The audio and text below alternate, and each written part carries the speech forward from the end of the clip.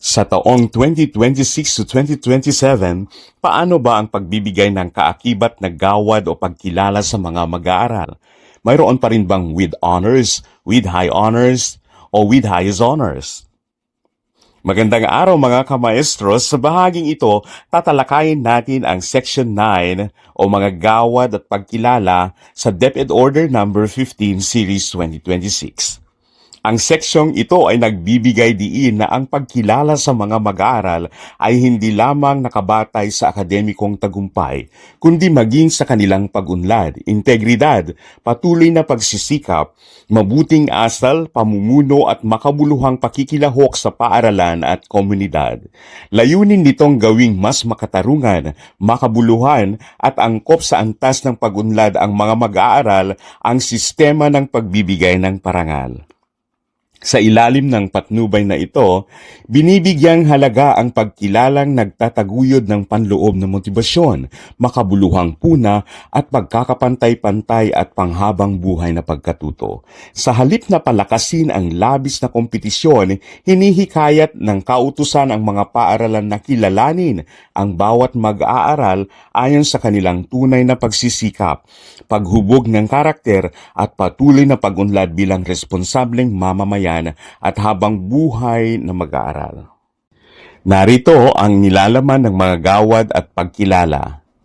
Sa Section 72, ang mga gawad at pagkilala sa batayang edukasyon ay dapat pagpatibay sa pag-unlad ng mag-aaral, integridad at patuloy na pagsisikap.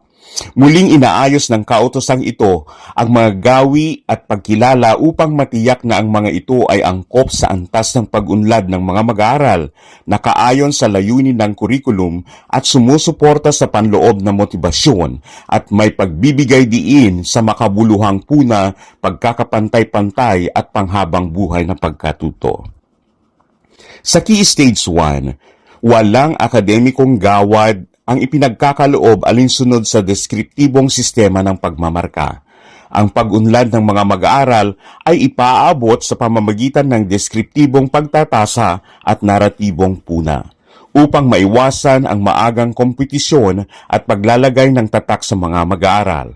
Maaring magbigay ng di-akademikong pagkilala kabilang ang mga gawad sa katangian ng pagkatao upang kilalanin ang pagsisikap, pakikilahok, positibong pag-uugali at iba pang katangiang angkop sa antas ng pagunlad ng mga mag-aaral na may diin sa paglago, panlipunan at emosyonal na pagunlad at patuloy na pagpapabuti.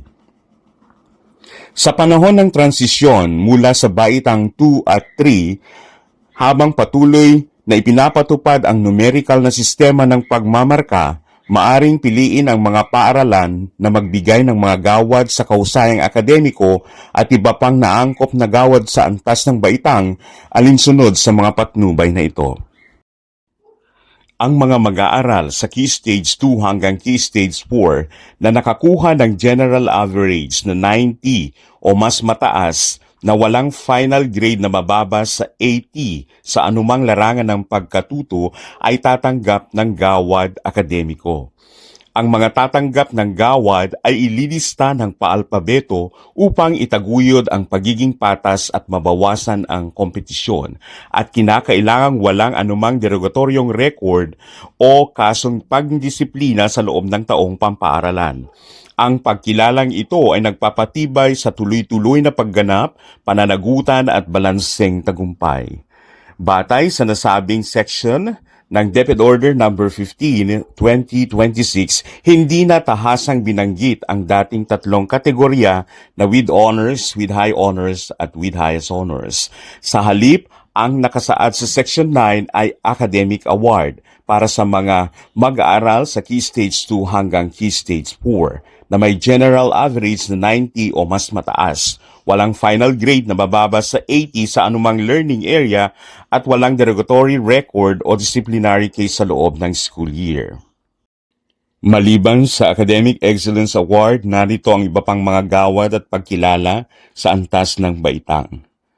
Leadership Excellence Award ay pinagkakaloob sa mga leader o opisyal na mag-aaral sa Key Stage 2 hanggang Key Stage 4 na nagpapamalas ng huwarang katangian sa pamumuno tulad ng pagkukusa, pananagutan, pakipagtulungan at positibong impluensya.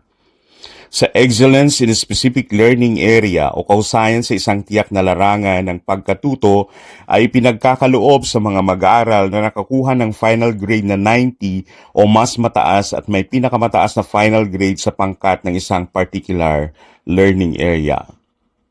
Kahusayan sa field, work immersion at field exposures o art apprenticeship ay ipinagkakaloob sa mga mag-aaral ng Baitang 12 na nakakuha ng pinakamataas na marka sa kani-kanilang larangan ng pagkatuto at nararapat na inendorso ng industry partner o supervisor. Kahusayan sa pananaliksik, ipinagkakaloob sa mga mag-aaral ng Baitang 12 na maaring individual, magkapareha o pangkat na binuo hanggang 4 na kasapi na nagpapamalas ng kahusayan sa pagpaplano at pagsasagawa ng pananaliksik na may practical na aplikasyon at nakakapag-ambag sa inobasyon, kahusayan at pag-unlad ng komunidad. Excellence in Design and Innovation o kahusayan sa disenyo at inobasyon ay pinagkakaloob sa mga mag-aaral ng Baitang 12, maaari ding individual, magkapareha o pangkat na binubuo ng hanggang 4 na kasapi at nagpapamalas ng kahusayan sa pagdidisenyo at pagpapatupad ng mga makabagong solusyon.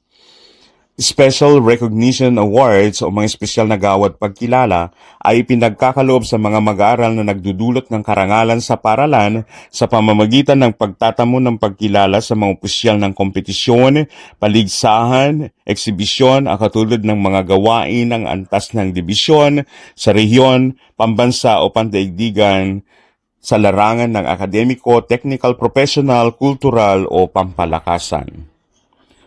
Maaring mag-issue ng mga paaralan ng sertipikasyon ng aktwal na ranggong akademiko sa pamamagitan ng formal na nakasulat sa kahilingan upang suportahan ang aplikasyon ng kolehiyo o iba pang pangangailangang akademiko. Sa mga mahal na magulang at mag-aaral, ang pagkilala ay hindi nagiging dahilan ng labis na kompetisyon, kundi nagiging inspirasyon ito upang ang bawat mag-aaral ay magsikap, umunlad at maging responsableng individual. Naway maging gabay ang kautosang ito sa mga paaralan upang ang bawat parangal ay tunay na magtaguyod ng pagkatuto, pagkatao at panghabang buhay na pagunlad. Maraming salamat.